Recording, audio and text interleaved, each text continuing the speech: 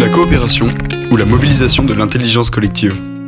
Ce n'est pas la plus forte des espèces qui survit, ni la plus intelligente, c'est celle qui est la plus adaptable au changement, qui vit avec les moyens disponibles et qui coopère contre les menaces communes. Ces mots, Charles Darwin, biologiste, naturaliste, scientifique, les a écrits il y a presque 2 siècles. Ils prennent, aujourd'hui, une dimension prophétique tant la coopération semble être une clé indispensable à la résolution des problématiques sociales, environnementales, sociétales, économiques. La coopération, compétence humaine indispensable au XXIe siècle, oui, bien sûr, mais en réalité elle accompagne l'humanité depuis ses origines. Dans Sapiens, l'historien Yuval Noah Harari donne à la coopération une place centrale dans l'évolution.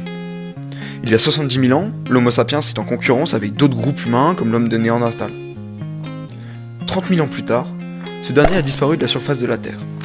Comment ? Grâce à la coopération. L'Homo sapiens domine grâce à sa capacité à coopérer dans de larges groupes de plus de 50 individus, alors que les autres vivaient dans une organisation sociale bien plus petite. La coopération est donc au cœur de notre développement depuis des millénaires. Mais la coopération, c'est quoi exactement ? Si Larousse nous apprend que la coopération c'est l'action de participer à une œuvre commune, c'est un peu trop concis pour en comprendre toute l'ampleur. Le dictionnaire de la sociologie clinique va un peu plus loin.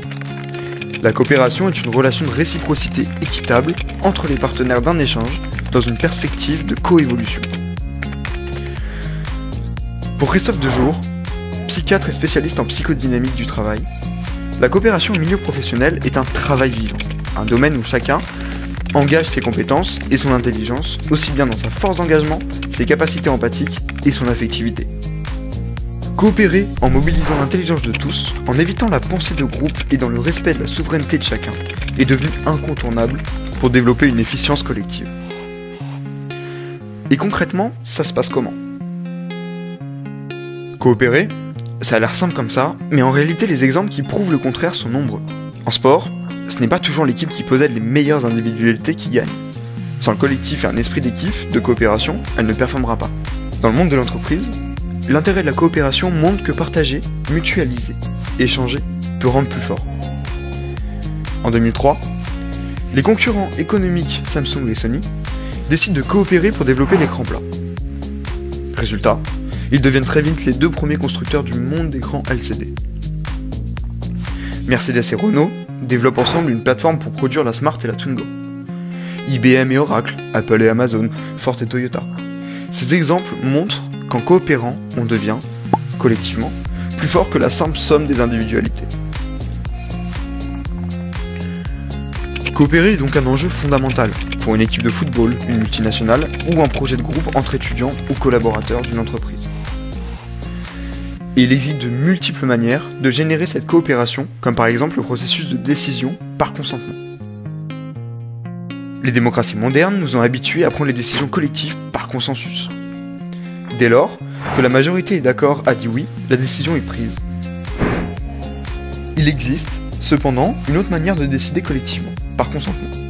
C'est-à-dire en cherchant à trouver la solution idéale pour que plus personne ne dise non. Ce mode de décision implique que toutes les objections raisonnables soient levées, impliquant que tout le groupe se mobilise pour rendre la proposition encore meilleure. La coopération repose donc sur la valeur ajoutée de l'intelligence collective. Elle s'exerce en faisant vivre les compétences de créativité, d'esprit critique et d'éthique professionnelle. Les autres compétences humaines développées tout au long du parcours d'apprentissage HEP. Et il n'est pas possible de finir sans citer Edgar Morin, pour qui chaque intelligence individuelle naît de la coopération collective de milliards de neurones. Chaque intelligence collective naît de la coopération de nombreux individus. Rendez-vous dans l'une des écoles ou l'un des centres de formation qui porte le modèle éducatif HEP Éducation pour apprendre à coopérer, une compétence humaine indispensable au XXIe siècle.